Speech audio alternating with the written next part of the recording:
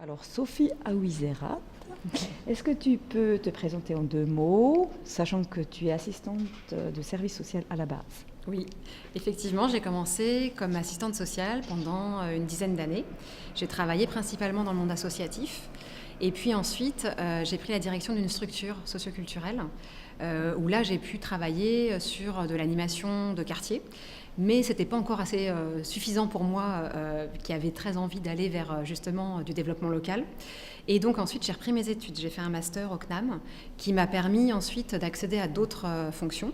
Et c'est là que je suis devenue donc, chef de projet. Je me suis formée au développement communautaire. Donc, j'étais chef de projet en développement communautaire dans des collectivités.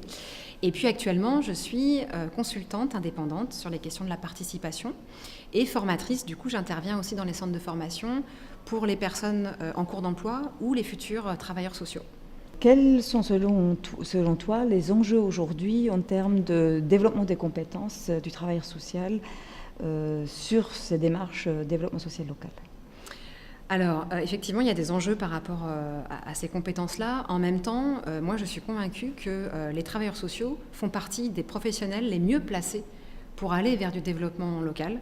Et c'est bien pour ça que je suis retournée auprès des futurs travailleurs sociaux maintenant, même si j'en suis moins.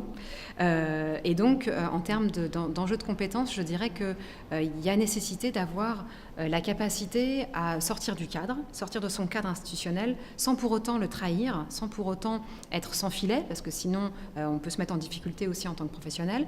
Donc, c'est sortir de son cadre pour aller au-devant du territoire, pour aller au-devant des gens avec lesquels on travaille, mais d'une façon un petit peu différente, c'est-à-dire de développer aussi la capacité à voir chez les gens avec lesquels on travaille ou les territoires où on intervient, à identifier leur potentiel, leurs capacités, leurs ressources, parce que c'est là en fait que va résider les capacités de création de solutions par rapport aux problèmes.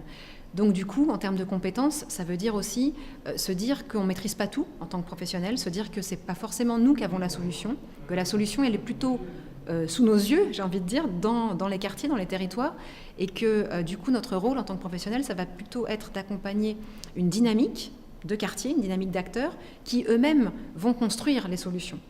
Donc c'est aussi d'accepter de lâcher prise sur le visible, l'action, l'opérationnel, mais d'être plutôt dans une maîtrise et un accompagnement de la dynamique humaine en fait, qui va créer la solution. Voilà, en termes d'enjeux, ça fait déjà pas mal, je dirais. Après, il y a aussi tout le lien avec les autres services, en interne en fait, quand on est dans une institution, de pouvoir faire du lien avec sa hiérarchie, avec ses collègues, sur cette façon de travailler qui est un peu nouvelle, sur cette posture qui est un peu différente, et de là aussi de ne pas se mettre trop en difficulté, de ne pas être trop seul, de ne pas être trop isolé dans son institution. Donc de pouvoir aussi diffuser auprès de ses collègues et de sa hiérarchie et des partenaires pour avoir d'autres appuis institutionnels pour travailler de cette façon-là. Voilà. Merci beaucoup. Merci.